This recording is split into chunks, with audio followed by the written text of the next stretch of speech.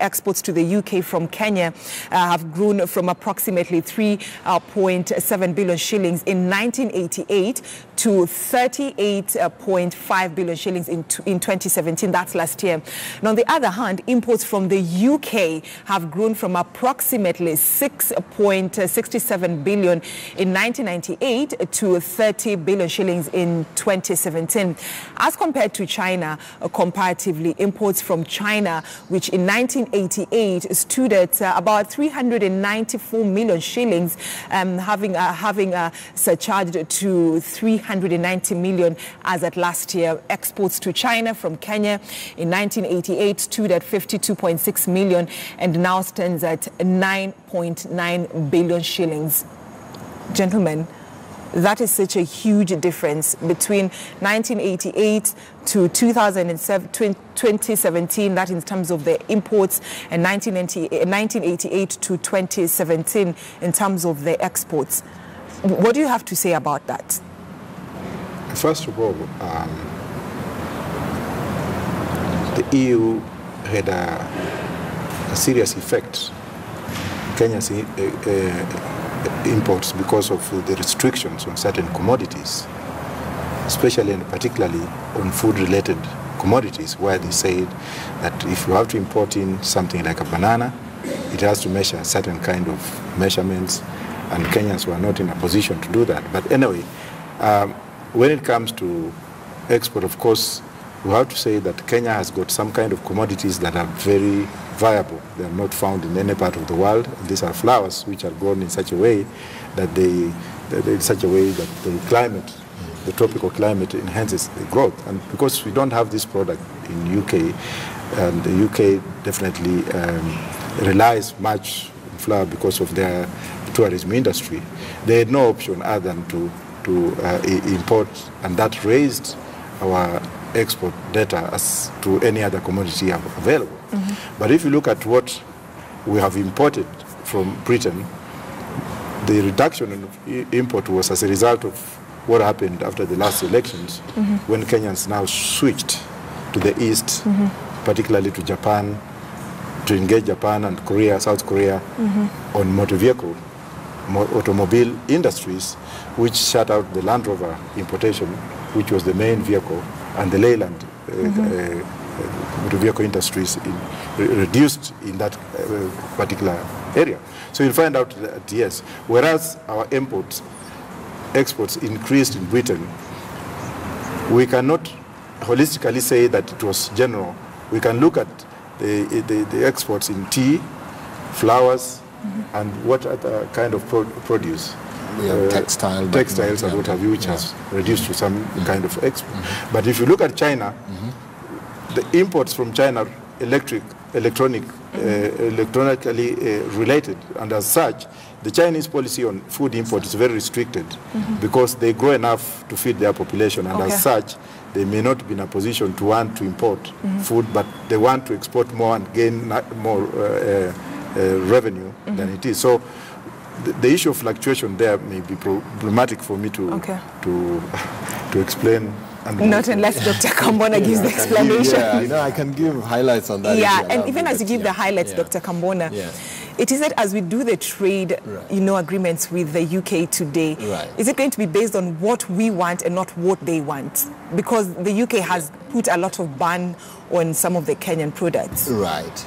Yeah, and so let's answer your question first. It is what we negotiate between the two of us, because mm-hmm. this is a bilateral relationship, and more so every country, and he has experience on World Trade Organization negotiation. Every country negotiates for the benefit of its people, first and foremost. Then, mm-hmm. of course, you can reach a compromise somewhere. So this time around, unlike those many years, let us do that. So that would answer the first part of your question. Mm-hmm. That is, so having said that, then the next thing is the figures you gave. They were very interesting figures. That is, meaning that Britain has maintained its traditional imports from Kenya, mm-hmm.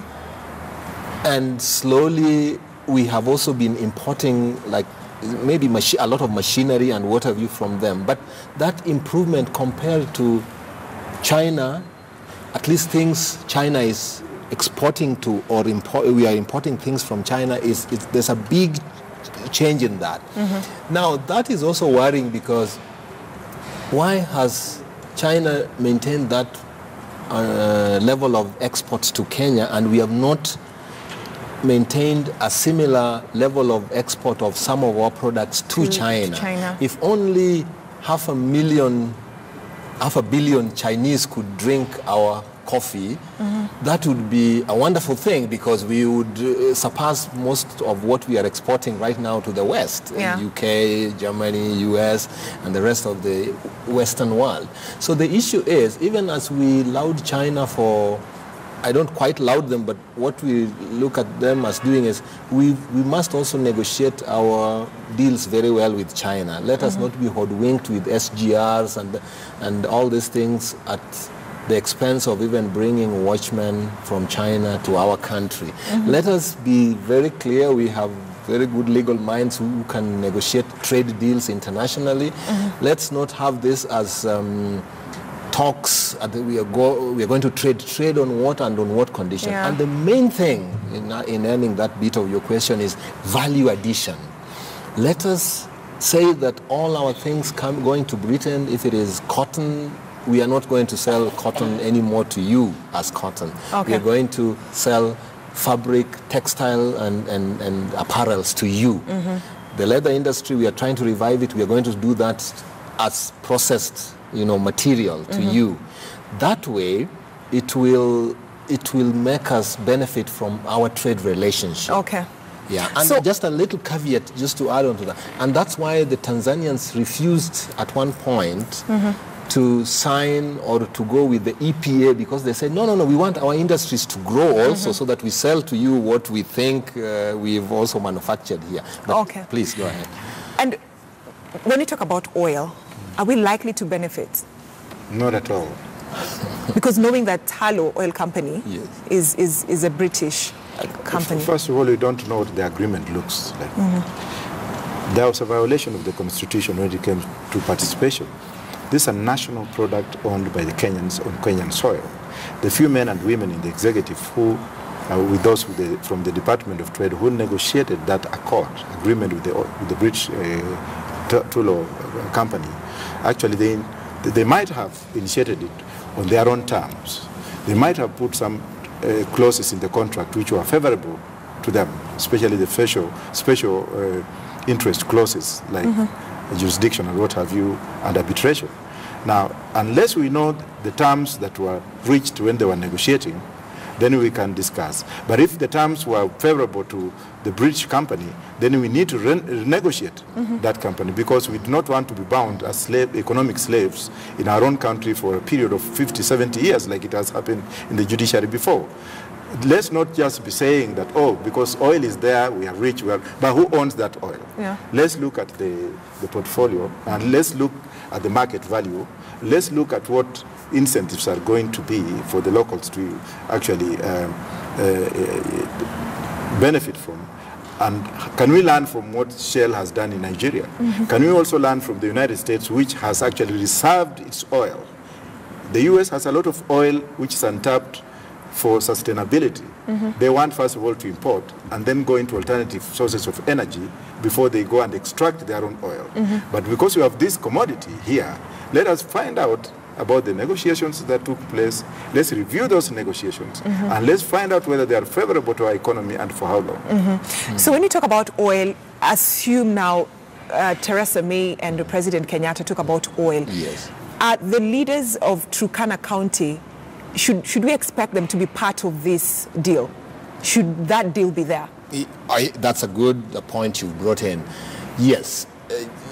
The first thing we should do is, of course, we have in our constitution public participation on anything that involves the community now. So at the basic level, we must have had some discussions. At this level, of course, we don't expect the Turkana people to come there, but we must have had it through their leaders to have discussed and agreed this is our way forward. And of course, indeed, a little bit of that has happened.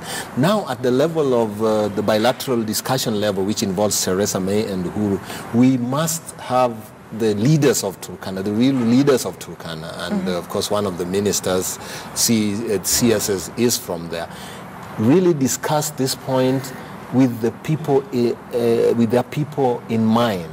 I mean, the case of the Niger Delta is a very sore case, and we don't want to, we should learn from it, like we've just been told. So this time around, we have a case study which we can use to tell Britain on the tallow and what that, the private sector, yes, you can do your thing, but we really want a public participation in a PPP more than just a private sector extracting oil and taking to Shell BP. Okay, let's cross over to tourism. I mean, the UK is one of the countries that, bring for us lots and lots of tourists. Right. Are we also likely to see the number of tourists grow now that Theresa May is here? Because I'm sure that is something that they might talk about.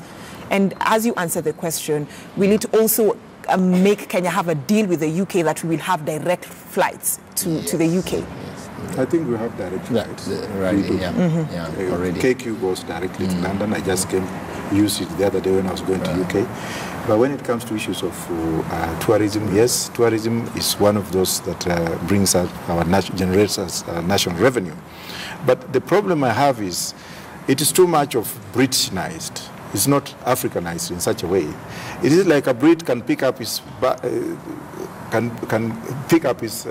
luggage bag and come to JKIA as a tourist, get his visa stamped, and boom, he's in the country, looking at our animals at an expense. Fair enough. We should also ask the British government to look at Kenyans as human beings, because right now we are looked at inhuman and inferior as far as immigration law is concerned.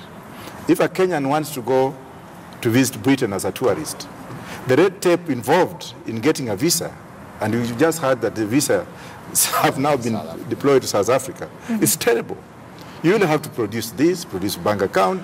Do you have an intention to return? Are you going to be an illegal? Are you going to have recourse to public funds in Britain? All that foolishness should end. Let us be a nation and let the president stand firm and tell them, look, even if you come in, the Chinese can also come in. For the other time, we have not been doing this. The Chinese tourists are coming in, the Japanese are coming in, the Malaysians are coming in. Do not restrict Kenyans who want to come. If they come in and they don't come back, it's up to you to return them. Let there be a fair play on both sides of the divide. Let the tourists come in and give us money, and let the Kenyans equally go to Britain and enjoy. Okay, gentlemen, I'd like us to take a short break, and we shall be back with more.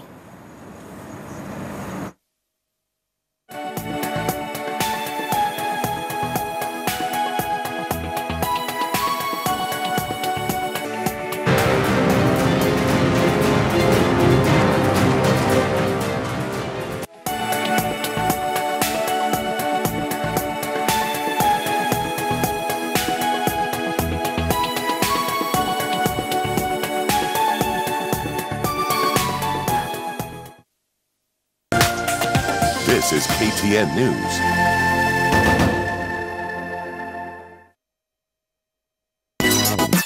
To succeed in today's competitive world, you require skills that set you apart. Join Maseno University's market-driven academic programs in medicine and nursing, education, mathematics and actuarial science, business and economics, environment and earth sciences, public health and community development, arts and social sciences, among others. Maseno University also offers e-learning. Apply now for September intake. Maseno University, Fountain of Excellence. This Thursday, in your weekly issue of Hashtag, writer Agnes Ainea details the new curriculum to be used to train deans of students that will be launched at the Kenya School of Government next month. In a few weeks, freshmen will be joining various colleges powered by ambition and heaving expectation. Campus, however, is a maze that requires cautious navigation with an unwritten rulebook. While every student's journey is unique to them, we sample a few experiences from old boys and girls to ease your transition. Didi, our resident style journalist, reveals this week's hottest look on campus. And in our Innovator segment, we highlight an innovation by 2 university students from Masinde Muliro University of Science and Technology that seeks to reduce road carnage by detecting possible head-on collisions before they occur. For details on these and more edutainment, Grab a copy of Hashtag exclusively in your paper of choice, The Standard.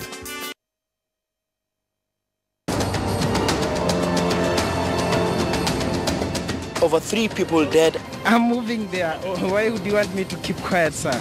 Katika uwanja wa habari, tunapanua mbaa zetu na kufika kusikofikika ili kutafuta chimbuko la matukio kwa ratili ya hoja. Jambo Kenya!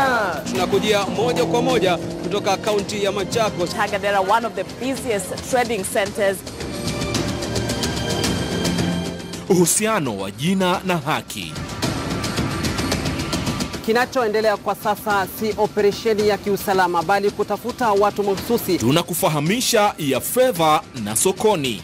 Vifua vyetu vina ujasiri. Tunatamba kuliko na vikwazo. You are live on KTN News. Yes, and this is an affair. What have I done? Madhumuni yetu ni kufichua yaliyo mvunguni. Na si hayo tu, utapata raha katika makala yanayovutia akili na fikra. Tuna fursa katika majukwaa makuu hadi majumuiko kwingineko. Na cha muhimu ni kuwa tuna funguo za uwajibikaji. Tumo pia katika michezo na wachezaji na dunda viwanjani. Na ndio taswira ilivyo hapa KPL huku wakitafuta mdhamini. Hakikisha umekaa ange ili usipitwe na mizunguko viwanjani. Jukumu letu tukiwa kituo kinachoongoza. Tutaendelea kukuletea taarifa uliko na kukujuza chochote unachostahiki.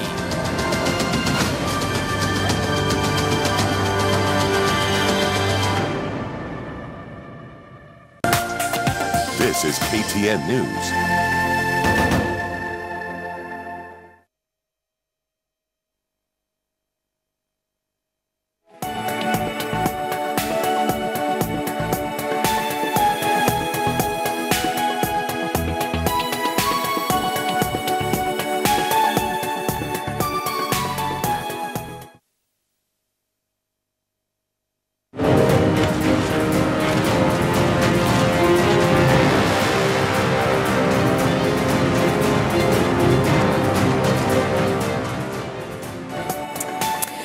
All right, thank you so much for keeping it KTN News Center. As you've seen on your screen this morning, our focus has been on Theresa May's visit to Kenya, and we were talking to Dr. Kenneth Kambona, an international development consultant, and scholar Professor George Wajakoya, who's also a British trained lawyer, just to try and give us an insight, an in-depth discussion concerning today's top story. Gentlemen, thank you so much for giving us that deep insight on the British Prime Minister Theresa May's visit to Kenya. And still on the Theresa visits to Kenya, we shall be having a detailed story on that later on. But right now,